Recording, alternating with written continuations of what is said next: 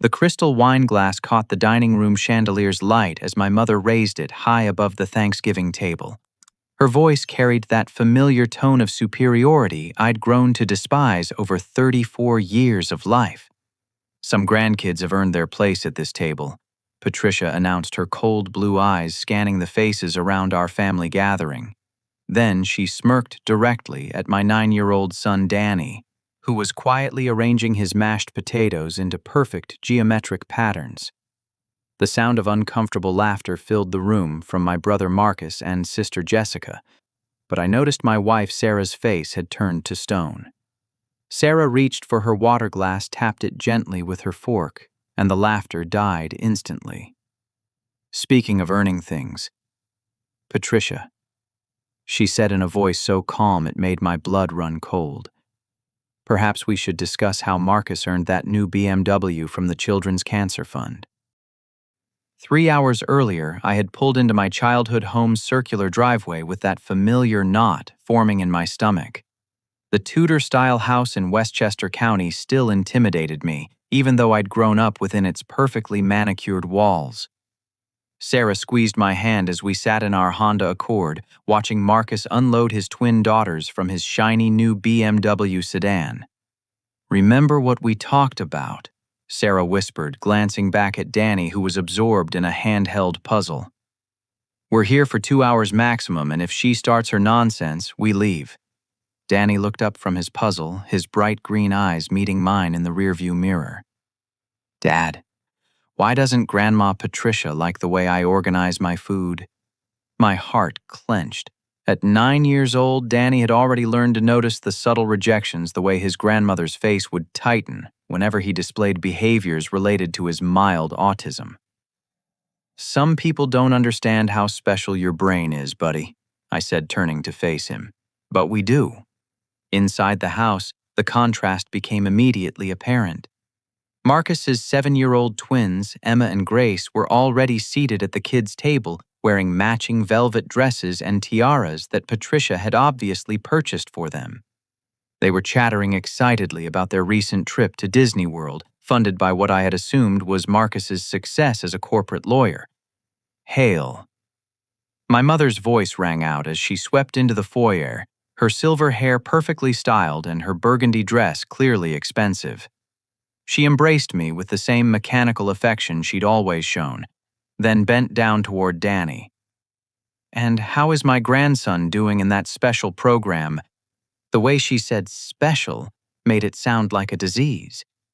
Danny instinctively moved closer to Sarah, who placed a protective hand on his shoulder. "Danny is thriving in his gifted program," Sarah replied firmly. "He's been working on advanced mathematical concepts that most high schoolers haven't encountered." Patricia's smile never wavered, but I caught the flicker of dismissal in her eyes. "Well, that's nice. Marcus, come tell your brother about the partnership opportunity at the firm." For the next hour, I watched the familiar dynamics play out like a well-rehearsed performance. Marcus, at 37, had always been the golden child. Harvard law partner track at a prestigious Manhattan firm, married to Amanda, who came from old money. Jessica, at 30, worked as a freelance journalist and had never quite lived up to Patricia's standards, but she stayed safely in the background, avoiding confrontation. Then there was me. The disappointment. I'd chosen computer science over law school, married a public school teacher instead of someone from our mother's social circle, and had only produced one grandchild who didn't fit Patricia's vision of perfection. During dinner preparation, I watched Patricia fuss over Emma and Grace while barely acknowledging Danny's attempts to help set the table. When Danny carefully arranged the silverware with mathematical precision, ensuring each piece was exactly 1 inch from the plate's edge, Patricia frowned and corrected his work. "Grandma," Danny said in his thoughtful way, "the spacing is more aesthetically pleasing when it follows the golden ratio." "Don't be difficult, dear," Patricia replied, messing up his careful arrangement. Sarah's jaw tightened, but she said nothing. Not yet. The breaking point came during dinner when Patricia raised that crystal glass and delivered her cruel proclamation about earning one's place at the table. The laughter from Marcus and Jessica felt like knives in the air, and I watched my son's face crumple as he realized he was being excluded from his own family. But then Sarah tapped her glass and the room fell silent. Speaking of earning things, Patricia, perhaps we should discuss how Marcus earned that new BMW from the Children's Cancer Fund. The effect was immediate and devastating. Marcus's fork clattered to his plate, his face draining of all color. Amanda's eyes went wide with shock. Patricia's wine glass slipped from her fingers, shattering against the hardwood floor and sending burgundy liquid splashing across her white tablecloth. "What did you just say?" Patricia's voice was barely above a whisper, but the menace in it was unmistakable. Sarah opened her purse and pulled out a manila folder, setting it calmly on the table. "I said we should discuss the $63,000 Marcus has embezzled from the Patricia Whitmore Foundation for Children's Cancer Research over the past 18 months. The silence that followed was deafening. Even the twins had stopped chattering, sensing the sudden tension in the room. Danny looked up from his plate, his analytical mind clearly processing the dramatic shift in atmosphere. Marcus tried to speak but only managed a strangled sound. Jessica's face had gone pale, but I caught something in her expression that looked almost like relief. "You have absolutely no idea what you're talking about," Patricia said, rising from her chair with the regal bearing she'd perfected over decades of social climbing. "Actually," Sarah replied, opening the folder, "I have bank statements, forged signatures, and receipt duplicates that tell a very different story. Would you like me to start with the phantom medical equipment purchases or the fictional family that received the $10,000 Christmas assistance that somehow ended up in Marcus's personal account?" The next 20 minutes unraveled 30 years of carefully constructed family mythology. Sarah had been quietly investigating for months, initially sparked by a conversation she'd overheard between Marcus and Amanda about unexplained income. What started as mild curiosity had evolved into a comprehensive audit of the family foundation that Patricia had established in memory of my late father. "Show them the receipt for the BMW down payment," Sarah said, sliding a document across the table. "Paid for with a cashier's check drawn from the foundation's emergency fund." Marcus finally found his voice, though it came out as a croak. "Sarah, you don't understand the complexities of foundation management. Sometimes funds need to be temporarily reallocated for maximum efficiency." "Is that what you call buying your wife a $30,000 necklace?" Sarah pulled out another receipt. "Because this jewelry store receipt suggests otherwise." Amanda gasped, her hand flying to the diamond choker around her throat. "Marcus, you told me that was from your bonus." "It was," Marcus protested, but his voice lacked conviction. "The foundation money was just a temporary bridge loan until my year-end compensation came through." "A bridge loan that was never repaid," Sarah continued relentlessly. "Along with the European vacation, the country club membership upgrade, and the down payment on your Hamptons rental." I felt like I was watching a controlled demolition. Each document Sarah produced brought down another piece of the facade my family had built around Marcus's success. But what shocked me more than his embezzlement was my mother's reaction. Instead of horror or disappointment, Patricia was calculating, her eyes darting between Sarah and Marcus like she was weighing her options. "Even if what you're saying is true," Patricia said carefully, "these are private family matters that don't concern you." "They concern Danny," Sarah replied, her voice growing harder. "Because the college fund you've been managing as trustee has been accessed 17 times in the past year, with each withdrawal coincidentally matching deposits into Marcus's accounts." My blood turned to ice. "What college fund?" Sarah turned to me, her eyes filled with a mixture of anger and pity. "The fund your father set up for Danny before he died. $50,000 designated specifically for educational expenses. Your mother was supposed to be managing it as trustee." I felt the room spinning around me. My father had died 2 years ago, and I'd always wondered why there was no educational provision for Danny in his will. Patricia had insisted that all assets were needed for her care and the foundation. "That's impossible," I said, but even as the words left my mouth, I was pulling out my phone to check my banking app. My father had mentioned something about Danny's future before his death, but Patricia had dismissed it as confusion from his medication. The truth hit me like a physical blow when I saw the account statement. The fund existed, but the balance showed $3,000 where there should have been over $50,000 with accumulated interest. "You knew," I said to my mother, the realization dawning with sickening clarity. "You knew he was stealing from Danny's college fund and you let him." Patricia straightened in her chair, her mask of grandmotherly concern finally slipping away to reveal something much colder underneath. "Danny won't need college anyway.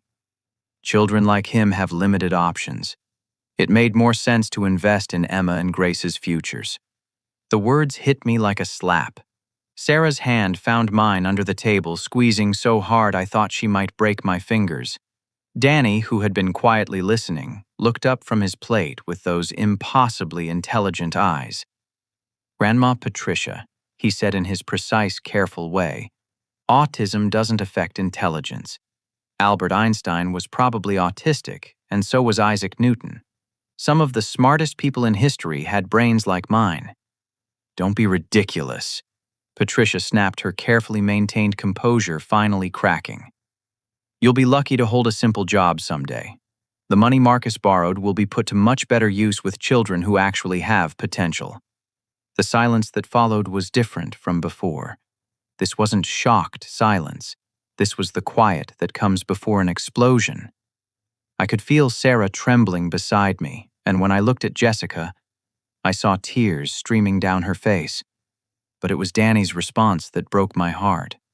Instead of crying or getting upset, he simply nodded and returned to his food as if he was used to this kind of casual cruelty. How many times had my mother said things like this when I wasn't around? "The money's gone, isn't it?" I asked, though I already knew the answer. "All of it." Patricia lifted her chin defiantly. "The funds have been reallocated to serve the family's best interests." "Stolen," Sarah corrected. "The legal term is stolen." Marcus suddenly stood up his chair, scraping against the floor. "I'm not going to sit here and be accused of theft by someone who married into this family 5 minutes ago." "Sit down, Marcus." The voice was quiet but authoritative, and it came from an unexpected source. Jessica had finally spoken up, and there was something in her tone that made everyone freeze. "Jessie, stay out of this," Patricia warned. But Jessica was already reaching into her own purse, pulling out her smartphone. "Actually, I think it's time I stayed in this. I've been recording everything for the past 20 minutes, and I have some things of my own to share." Jessica's hands shook slightly as she placed her phone on the table, but her voice was steady. "I've been documenting things for over a year now. Not just tonight, but conversations, behaviors, patterns. I work as a journalist, so I know how to gather evidence." Patricia's face had gone ashen. "Jessica, what are you talking about?" "I'm talking about the real reason Dad died so suddenly," Jessica said, her voice growing stronger. "I'm talking about the medication you hid from him, the medical appointments you canceled, and the will you had him sign 3 days before his death, when he was so medicated he could barely write his own name. The room felt like all the oxygen had been sucked out of it." Marcus sat back down heavily, and Amanda pressed her hand to her mouth in shock. "That's enough," Patricia said sharply. "Your father was ill. You have no idea what you're talking about." "Don't I?" Jessica swiped across her phone screen and pressed play. What came through the speaker was my father's voice, weak and confused, but unmistakably him. The timestamp showed it was recorded 6 months before his death. "Patricia, please, I need my heart medication. The chest pains are getting worse." "You've already had your pills today. Stop being so dramatic." "I haven't had them since yesterday morning. The bottle is empty and you said you'd refill the prescription." "Well, I forgot.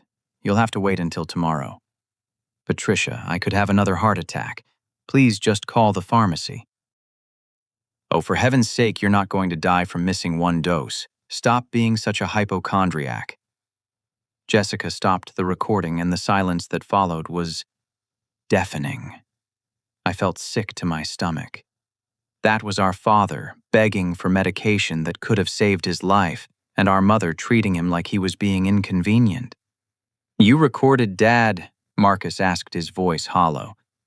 "I recorded her," Jessica corrected. "I started doing it after I noticed how she talked to him when she thought no one was listening. There are hours of recordings, Marcus. Hours of her withholding his medication, screaming at him when he was confused, threatening to put him in a nursing home if he didn't sign papers she put in front of him." Patricia stood up abruptly, knocking over her water glass. "You have no right to record private conversations in my home." "I had every right to document elder abuse," Jessica shot back. "And that's exactly what this was." Sarah was staring at Jessica with a mixture of admiration and horror. "How long did this go on?" "The abuse years. But it got worse after Dad's first heart attack. She convinced him that he was becoming a burden, that his medical bills were draining the family resources. She made him feel guilty for being sick." I thought back to my father's final months, how withdrawn he'd become, how he'd stopped calling me as frequently. I'd attributed it to his illness, but now I was seeing it in a completely different light. "Show them the will," Jessica continued, her voice gaining momentum. "Show them the original will that Dad wrote 3 years ago, and then show them the version he supposedly signed 3 days before he died." Patricia's composure was completely gone now. "I will not have my decisions questioned by ungrateful children who have never sacrificed anything for this family." Ungrateful. I stood up, anger finally overriding my shock. "You let Marcus steal from your own grandson's college fund. You emotionally abused our dying father, and you just told a 9-year-old child that he doesn't deserve an education because of his autism. What exactly should we be grateful for?" "For everything you have," Patricia shouted, her mask completely slipping away. "This house, your education, the opportunities you've squandered. I built this family from nothing after your father lost his job in the recession. I'm the one who saved us." "By stealing from a children's cancer charity?" Sarah asked incredulously. "By doing what was necessary." Patricia's voice had become shrill.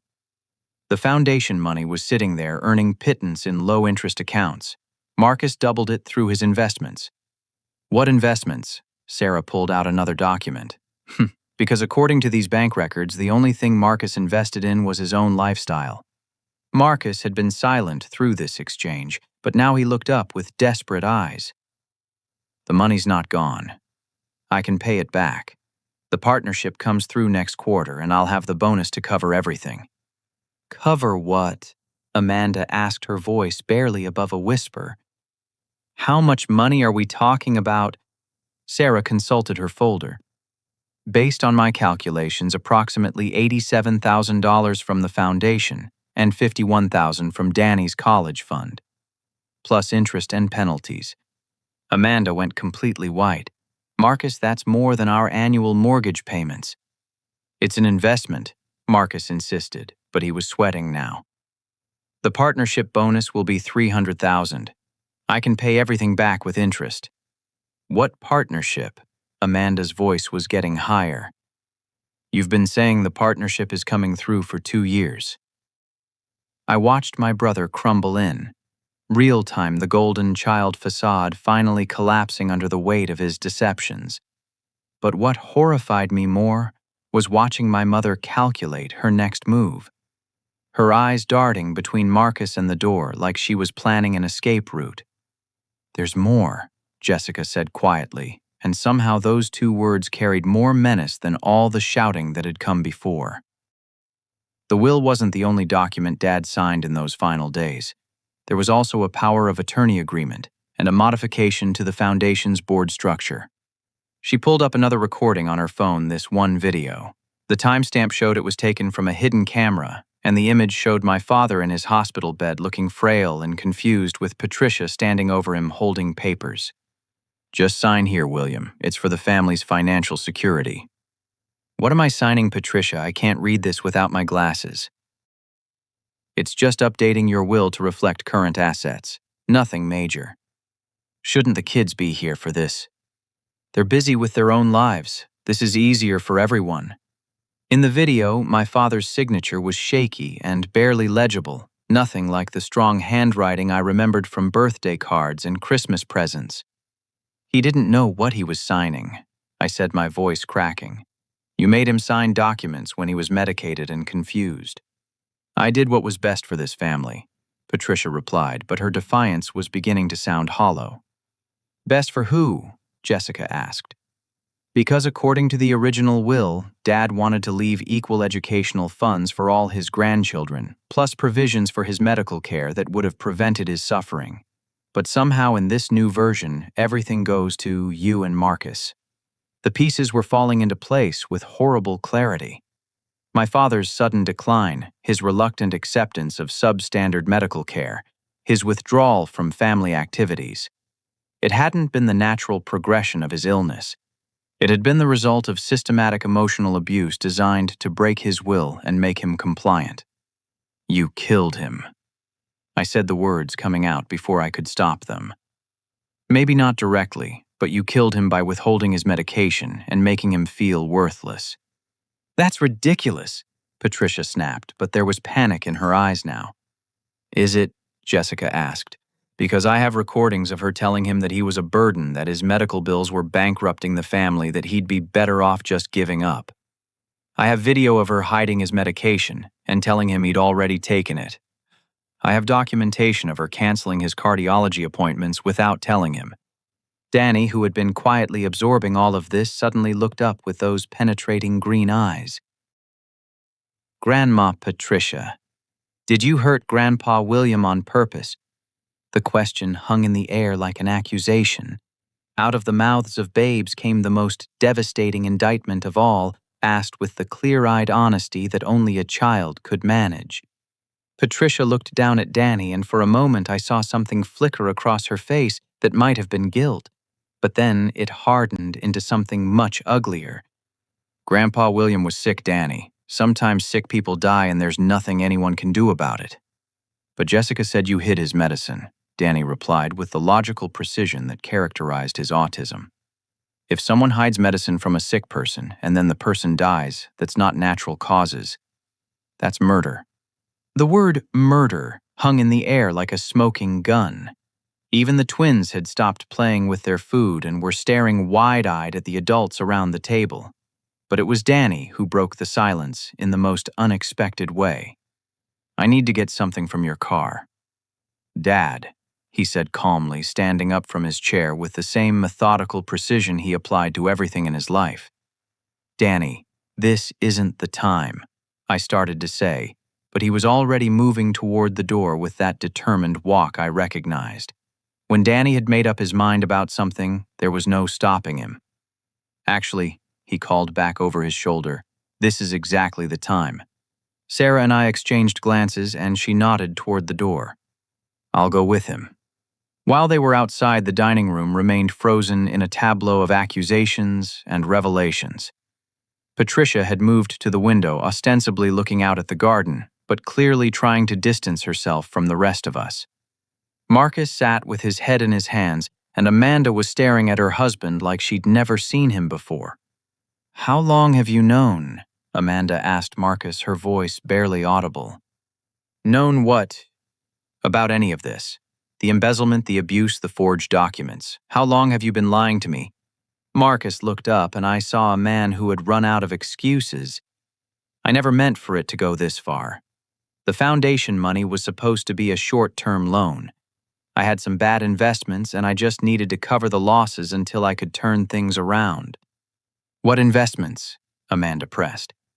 Crypto, Marcus whispered. I thought I could double the money quickly and pay everything back before anyone noticed. Jessica let out a bitter laugh. You gambled away a children's cancer charity fund on cryptocurrency. It wasn't gambling, Marcus protested weakly. I had insider information that… Oh, for crying out loud, Jessica interrupted.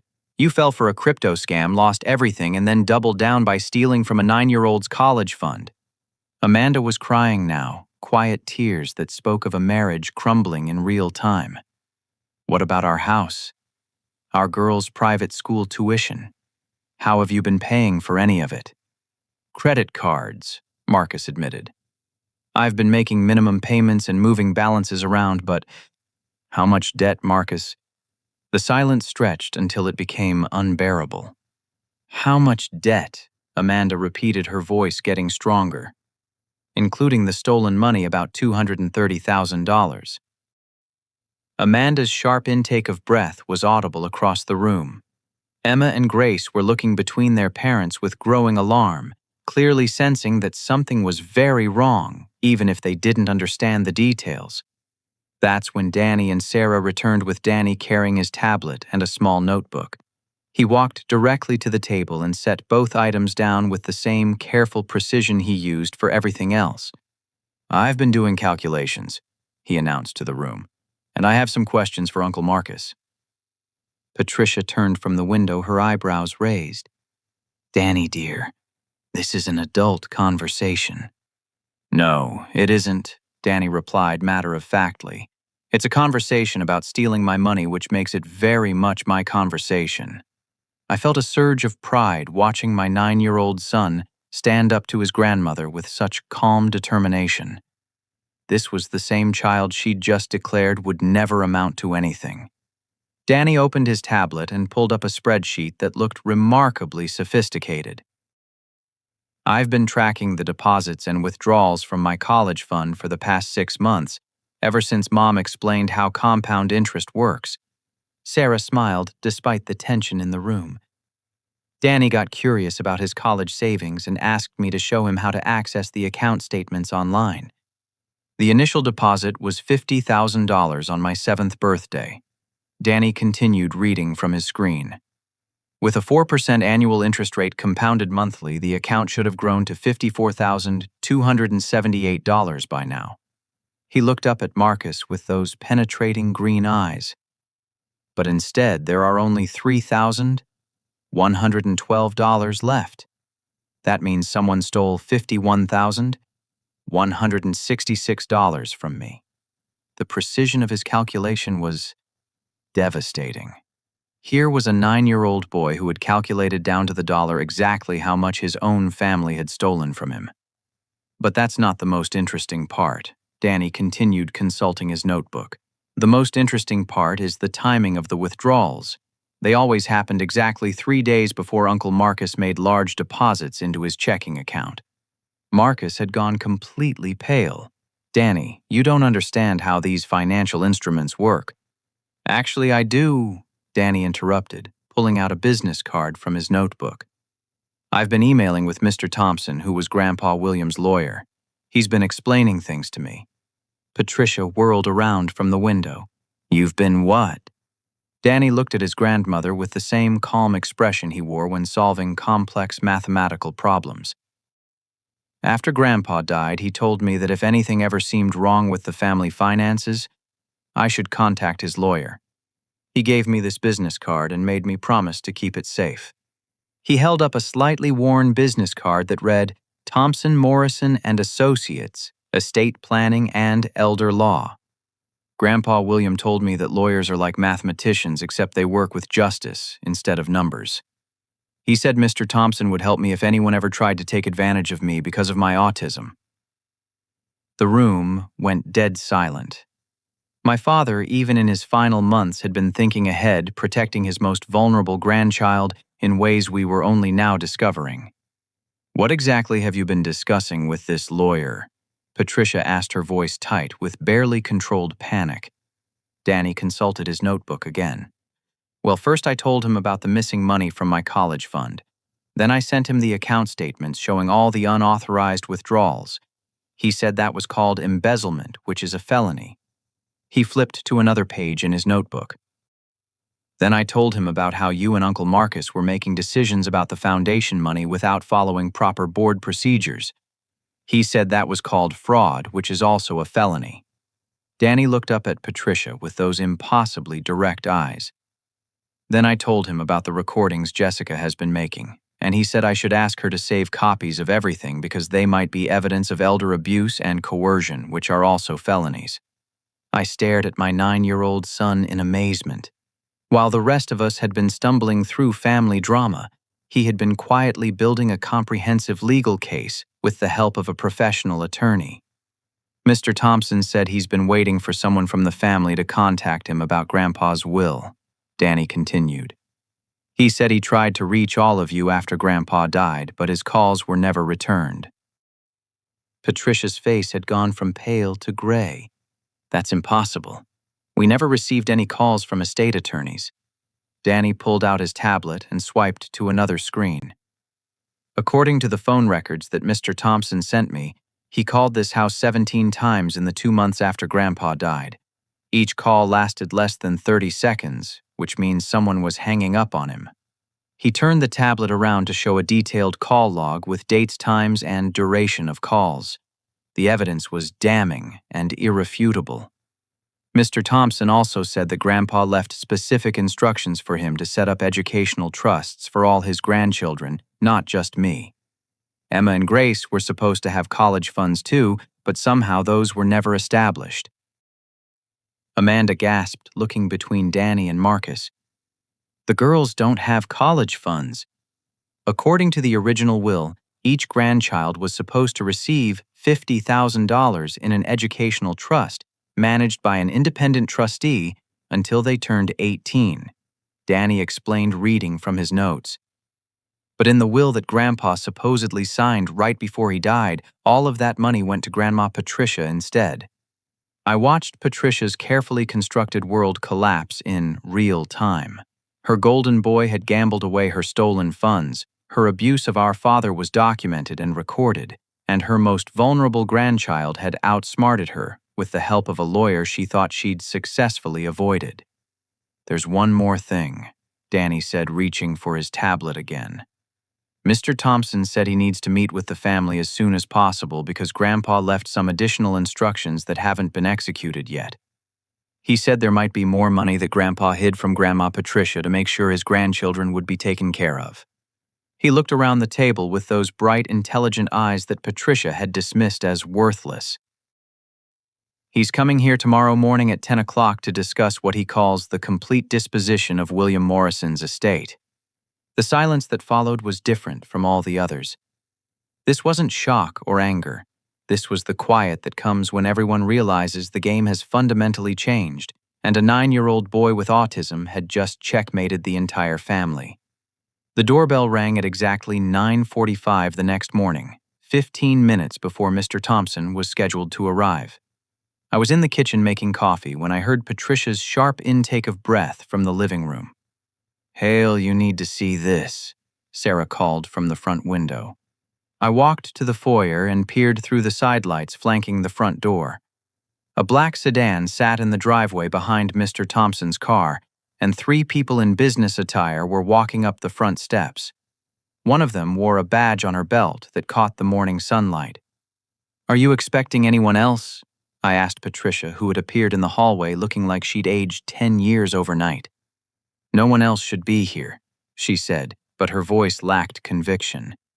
The doorbell rang again, followed by a firm knock. I opened the door to find a woman in her 50s with graying hair and a no-nonsense expression, flanked by 2 men in suits. "Good morning. I'm Detective Rodriguez with the Westchester County District Attorney's Office. We're looking for Patricia Morrison and Marcus Morrison. We understand they'll be here this morning for a meeting with Attorney Thompson." My stomach dropped. "Yes, they're both here. May I ask what this is about?" "We've received some concerning allegations regarding financial irregularities involving the Patricia Morrison Foundation for Children's Cancer Research.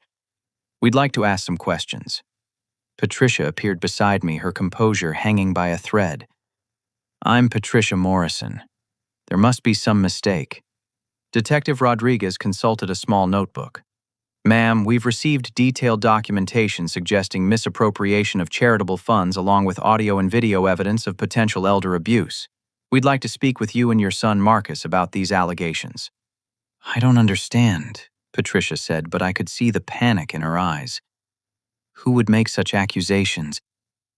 "The complaint was filed yesterday evening by Attorney Thompson acting on behalf of his client's estate and family members.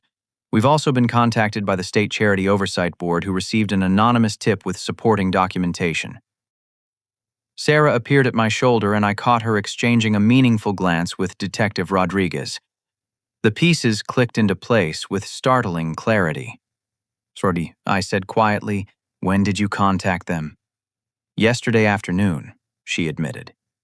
While Danny was showing us his research, I was texting my sister Lisa. She works for the state attorney's office, and she said this kind of evidence couldn't wait. Detective Rodriguez stepped forward. "We'd also like to speak with Jessica Morrison about the recordings she's made, and with Daniel Morrison about his communications with Attorney Thompson." At that moment, Mr. Thompson's car pulled into the driveway. He was a distinguished man in his 60s with silver hair and kind eyes that reminded me of my father. As he approached the front door, Detective Rodriguez turned to greet him. "Counselor, thank you for coordinating this meeting." Mr. Thompson nodded grimly. "Detective, I wish the circumstances were different, but I'm grateful you're taking this seriously." The next hour unfolded like a carefully orchestrated legal proceeding. We gathered in Patricia's formal living room with Mr. Thompson setting up his briefcase on the coffee table, while Detective Rodriguez and her colleagues arranged recording equipment. "Before we begin," Mr. Thompson said, looking directly at Danny, "I want to thank you, young man, for having the courage to contact me. Your grandfather would be very proud of how you've handled this situation." Danny, who was sitting between Sarah and me on the sofa, nodded seriously. "Grandpa William taught me that math and truth are the same thing. Numbers don't lie, and neither should people." Very wise words. Mr. Thompson agreed. He opened his briefcase and removed a thick folder. "Now, let's address the elephant in the room. Patricia Marcus. I've been trying to reach this family for over a year regarding irregularities in William's estate execution." Patricia sat rigidly in her wingback chair, her hands clasped so tightly her knuckles were white. "I told you we never received any calls." Mr. Thompson pulled out a document and handed it to Detective Rodriguez. "This is a sworn affidavit from my office manager documenting every attempt to contact this family, including certified mail that was returned unopened and voicemails that were never returned." He looked at Patricia with the kind of steely gaze that probably served him well in court. "William came to my office 3 weeks before his death, Patricia. He was lucid, determined and deeply concerned about what he called financial irregularities he'd discovered in the family foundation. That's impossible." Marcus spoke up for the first time that morning. "Dad was heavily medicated in those final weeks. He wasn't competent to make legal decisions." "Actually, he was," Mr. Thompson replied, pulling out another document. "I had him evaluated by an independent physician before we proceeded with any legal work. Dr. Elizabeth Chen, a geriatric psychiatrist, spent 2 hours with your father and declared him mentally competent to make his own decisions." He handed the evaluation to Detective Rodriguez. "William suspected that foundation funds were being misappropriated, and he wanted to ensure his grandchildren's educational funds were protected from any potential financial misconduct." Sarah leaned forward. "You mean he knew what Marcus was doing?" "He suspected it," Mr. Thompson confirmed. "William had been trying to access foundation financial records for months, but Patricia kept telling him the paperwork was too complicated for him to understand. So he asked me to conduct an independent audit." Patricia's face had gone completely white. "William had no right to involve outside attorneys in private family matters." "Actually, he had every right," Detective Rodriguez interjected. "As a founding board member of the charity, he was legally entitled to review all financial records. Denying him access could be considered obstruction." Mr. Thompson reached into his briefcase again and pulled out what looked like a video camera. "William also asked me to record his final instructions in case anything happened to the written documents. He was very specific about wanting to leave a message for his grandchildren." He set up the small screen and pressed play. My father's image appeared looking frail but alert, sitting in what was clearly Mr. Thompson's office. "If you're watching this," my father's voice came through clearly, "it means something has happened to me, and Patricia has probably tried to hide my true wishes for this family." Patricia made a strangled sound, but Detective Rodriguez motioned for her to remain quiet. "I want my grandchildren to know that I love them all equally." The recording continued. "Danny, my brilliant boy, I know your mind works differently than others, but that's what makes you special. Never let anyone convince you that you're less capable than anyone else." Danny's eyes filled with tears, but he sat transfixed by his grandfather's words. "I've discovered that money has been stolen from the foundation, and I suspect that educational funds I set aside for my grandchildren are also in danger. I've therefore created additional protected accounts that Patricia cannot access." The camera panned to show my father holding up a key and a sealed envelope. "Mr. Thompson has the details, but each of my grandchildren now has a separate trust fund containing $75,000 managed by an independent bank trustee. This money cannot be touched by anyone until they turn 18 except for verified educational expenses." I felt the room spinning around me. Not only had my father protected Danny's college fund from further theft, but he'd ensured that Emma and Grace would have educational opportunities as well. "Patricia." My father's voice continued and his tone became stern. "If you're watching this, it means you've continued down the path of deception and financial manipulation that I discovered before my death. I forgive you, but I won't allow you to harm our grandchildren's futures." The video ended, and the room fell into stunned silence. Danny was crying quietly, not from sadness, but from the overwhelming realization that his grandfather had loved and protected him, even after death. Mr. Thompson cleared his throat. "The trusts were established 3 days before William's death, funded by assets he'd kept in a separate account that Patricia didn't know about. The total amount is $225,000, equally divided among the 3 grandchildren." Marcus spoke in a barely audible whisper. "Dad knew I was stealing from the foundation. He suspected it strongly enough to hire a forensic accountant," Mr. Thompson replied, pulling out yet another document. The audit confirmed that $87,000 had been misappropriated over 18 months, along with Danny's college fund being systematically drained. Detective Rodriguez leaned forward.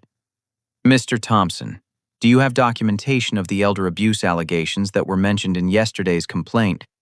"I do," he confirmed, glancing at Jessica. "William brought me audio recordings of conversations with Patricia where she was withholding his medication and threatening to institutionalize him if he didn't comply with her wishes." Jessica stood up suddenly. "I have more recent recordings too. Hours of them documenting how she treated Dad in his final months." "We'll need copies of everything," Detective Rodriguez said. "Based on what I've heard so far, we're looking at potential charges of elder abuse, charity fraud, embezzlement, and coercion of a vulnerable adult." Patricia finally found her voice, though it came out as a croak. "This is all a misunderstanding. Family finances are complicated and sometimes—" "Ma'am," Detective Rodriguez interrupted, "I need to inform you that you have the right to remain silent. Anything you say can and will be used against you in a court of law." As the Miranda rights were being read, I looked around the room and realized that everything had changed forever. The family structure that had defined my entire life was crumbling, but for the first time in years, I felt like we might actually be able to build something better from the ruins. Danny tugged on my sleeve and whispered, "Dad, does this mean I can go to college now?" See, I pulled him close, my heart breaking and healing at the same time. "Yes, buddy, you can go to any college you want." 6 hours later, Detective Rodriguez and her team had finished documenting everything. Patricia and Marcus had been escorted downtown for formal questioning, though they were released pending further investigation. Amanda had taken the twins home in a taxi, her marriage clearly over, but her daughter's futures now secure thanks to their grandfather's foresight. The house felt different with Patricia gone, like a weight had been lifted from the very walls. Jessica, Sarah, Danny, and I sat in the kitchen emotionally exhausted, but somehow lighter than we'd been in years. "I can't believe Grandpa planned all of this," Jessica said, shaking her head in amazement. "Even while he was dying, he was protecting us." Mr. Thompson, who had stayed to handle the remaining legal details, looked up from his paperwork. "Your father was an extraordinary man. Even when Patricia was systematically undermining his confidence and withholding his medication, he found ways to fight back." "Speaking of fighting back," Sarah said, "what happens now, legally, I mean?" "Well," Mr. Thompson said, adjusting his glasses, The foundation will need to be audited by the state, and Patricia will likely face criminal charges. Marcus will probably be disbarred and could face jail time depending on how much he cooperates with the investigation. What about restitution? I asked. The trust funds I established will cover educational expenses for all 3 children. As for the money that was stolen from the foundation, that will depend on what assets Patricia and Marcus have left. Danny, who had been quietly working on his tablet throughout this conversation, suddenly looked up. "Mr. Thompson, can I show you something?" "Of course, Danny." Danny turned his tablet around to display another sophisticated spreadsheet. "I've been calculating the compound interest on all the stolen money plus penalties that would apply under federal charity fraud statutes." Mr. Thompson's eyebrows rose as he studied the screen. "This is remarkably detailed work, Danny." "Math is easy," Danny replied matter-of-factly. "People are complicated, but numbers always tell the truth. According to my calculations with penalties and interest, Uncle Marcus and Grandma Patricia owe the foundation $137,412. That's actually very close to what our forensic accountant calculated," Mr. Thompson said, looking impressed. "You have quite a gift for financial analysis." Danny beamed at the praise. "Grandpa William always said I had a special brain. He taught me that being different isn't being less." As the afternoon wore on, more of the truth emerged. Mr. Thompson revealed that my father had been planning to change his will for months before his death, but Patricia had been intercepting mail from the law office and manipulating his medication to keep him confused during crucial decision-making periods. The video testimony was William's insurance policy, Mr. Thompson explained. He was afraid that if anything happened to the written documents, Patricia would claim he'd been mentally incompetent when he made the changes. "How did you know to contact Danny specifically?" Sarah asked. "William gave me very specific instructions. He said Danny was the most observant and logical of his grandchildren, and that if financial irregularities continued after his death, Danny would be the one to notice and do something about it." I felt another surge of pride in my father's wisdom and in my son's courage. A 9-year-old boy had taken down a decades-long pattern of financial abuse and manipulation, not through emotional outbursts or dramatic confrontations, but through careful observation, logical analysis, and the patient application of mathematical principles to human behaviors. "There's one more thing," Mr. Thompson said, reaching into his briefcase. "William left personal letters for each of his children and grandchildren. He asked me to deliver them only after the legal issues were resolved." He handed me an envelope with my name written in my father's familiar handwriting. Inside was a letter that brought tears to my eyes. "Dear Hale, by the time you read this, the truth about our family's financial situation will have come to light. I want you to know that I've always been proud of the man you've become, despite what Patricia has told you over the years. You chose love over status, compassion over wealth, and authenticity over appearances. Those are the values I tried to instill in you, and I'm grateful you held on to them even when it was difficult. Take care of Danny and never let anyone convince him that his differences make him less valuable. His mind is a gift to the world. Love, Dad." Jessica's letter was an apology for not protecting her from Patricia's emotional manipulation and praise for her courage in documenting the abuse. Sarah received a letter thanking her for loving me and Danny unconditionally and for having the strength to stand up to Patricia when the rest of us were too intimidated. But it was Danny's letter that moved us all to tears. "Dear Danny, you are my brightest star and my greatest hope for the future. Your mind works in beautiful, precise ways that others might not understand, but that doesn't make you wrong or less than anyone else. It makes you special. Mathematics is the language of the universe, and you speak it fluently. Use that gift to build a better world. I love you exactly as you are, Grandpa William." Danny read his letter 3 times, then carefully folded it and put it in his pocket. "I'm going to keep this forever," he said simply. As evening approached, we began the process of planning our new reality. Jessica decided to move back to New York to be closer to family and to pursue the investigative journalism she'd always wanted to do. Sarah and I discussed how to help Danny process everything that had happened while ensuring he felt secure and loved. "What do you want to do now, buddy?" I asked Danny as we sat on the front porch watching the sunset paint the sky in shades of orange and pink. "I want to study mathematical finance," he said without hesitation. "Mr. Thompson said there are people who use math to catch financial criminals. I think I'd be good at that." I laughed, ruffling his hair. "I think you'd be excellent at that." "Dad," Danny said, looking up at me with those serious green eyes, "do you think Grandpa William knew this would happen?" "What do you mean?" "I think he knew that Grandma Patricia was hurting him, and that Uncle Marcus was stealing money, but he also knew that if he left us the right tools, we'd figure out how to fix it ourselves."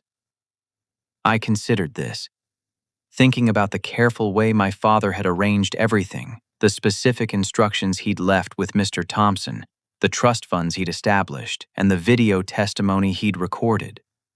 "Yeah," I said finally.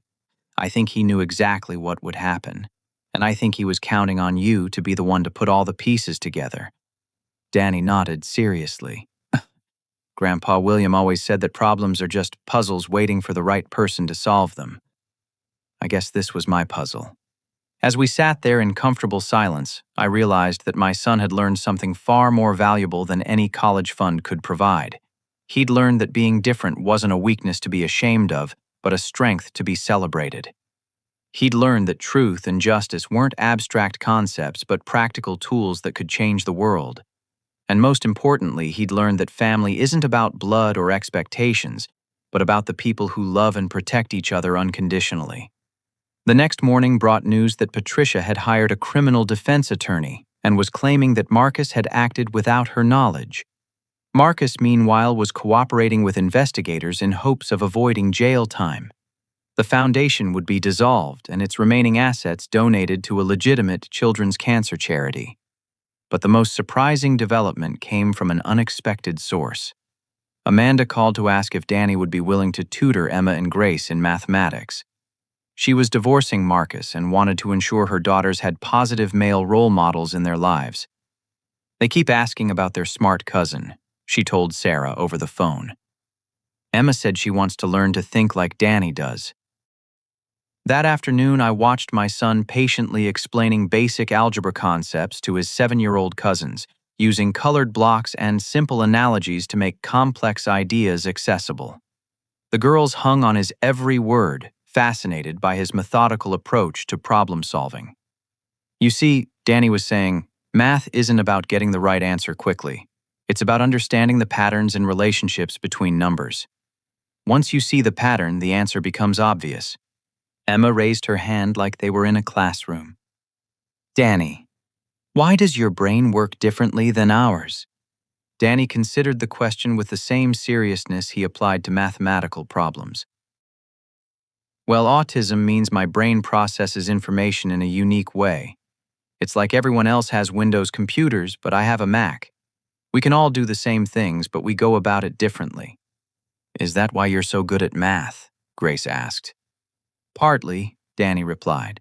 "But mostly I'm good at math because I practice it every day and because I find it interesting. Anyone can get good at math if they practice enough and if they have good teachers." He looked around at his cousins with a gentle smile. "And now I get to be your teacher, which makes me really happy." Watching this interaction, I felt the final piece of healing click into place. Danny wasn't just surviving the trauma of his family's betrayal. He was transforming it into an opportunity to help others. He was becoming the kind of person who builds others up instead of tearing them down. 1 year later, I stood in the courtroom as the judge delivered Patricia's sentence: 3 years probation, 500 hours of community service at a legitimate elder care facility, and full restitution to the Children's Cancer Foundation. Marcus received 2 years in federal prison for charity fraud, followed by 5 years probation and disbarment from the legal profession. But the real transformation wasn't happening in the courtroom. It was happening in our daily lives. Danny, now 10 years old, was thriving in a specialized program for gifted children. His mathematical abilities had been formally tested, and he was working at a high school level while developing strong social skills, with other neurodivergent children.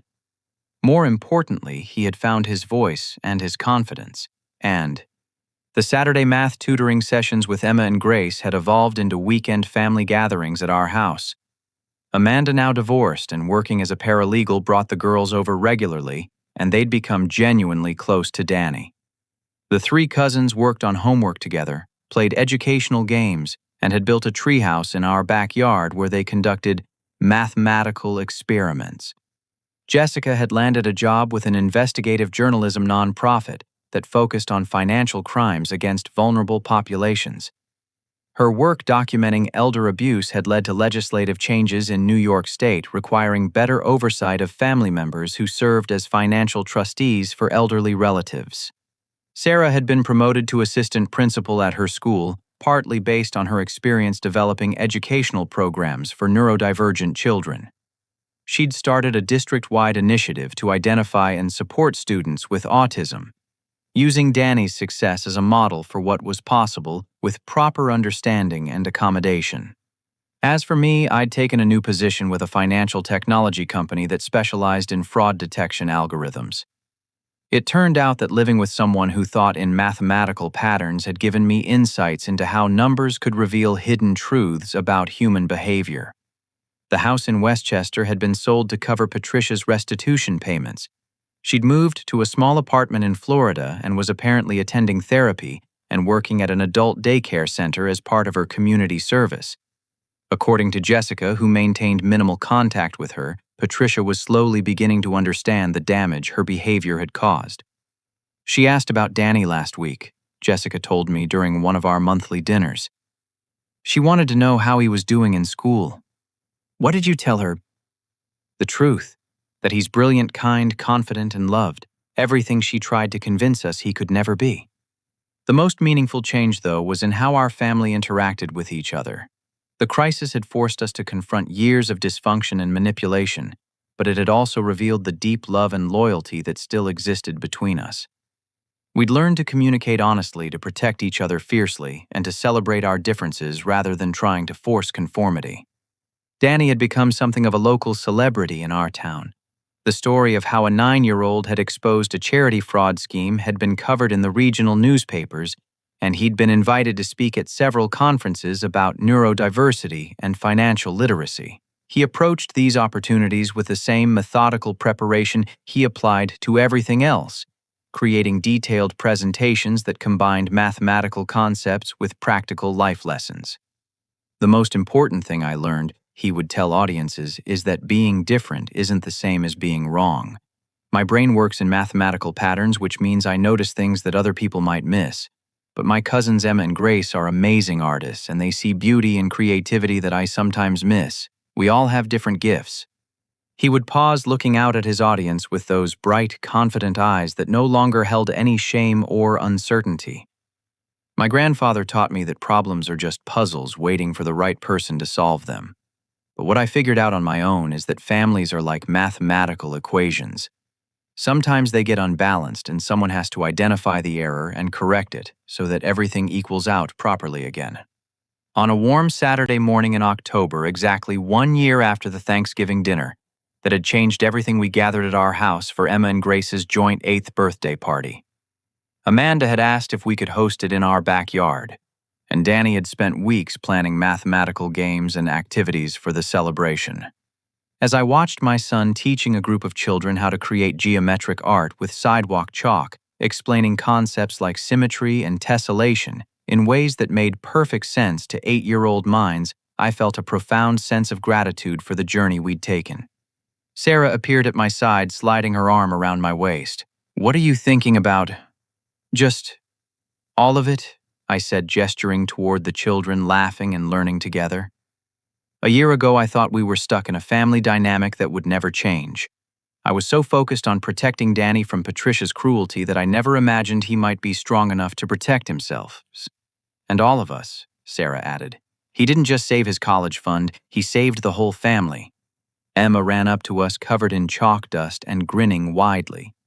"Uncle Hale, did you know that Danny can calculate the exact number of triangles in any geometric pattern just by looking at it? He's like a human computer." "Even better," I said, ruffling her hair. He's like a human who happens to be very good at math. There's a difference. As the afternoon wound down and the other families headed home, Danny, Emma, and Grace sat in the treehouse working on what they called their family theorem. It was a mathematical equation they'd been developing that supposedly proved that families work best when everyone's unique abilities are valued and utilized. The variable D represents Danny's analytical thinking. Grace was explaining to her sister, and E represents Emma's artistic vision, and G represents my organizational skills. And when you add them all together, Emma continued, you get a sum that's greater than any of the individual parts. But the most important part of the equation, Danny added, climbing down from the treehouse with a notebook covered in calculations, is the constant factor L. What does L represent? I asked. Danny looked at me with that serious expression that had become his trademark. Love. It's the constant that makes everything else work. Without L, the equation falls apart. But with L, even when some of the other variables change or get complicated, the whole thing still balances out.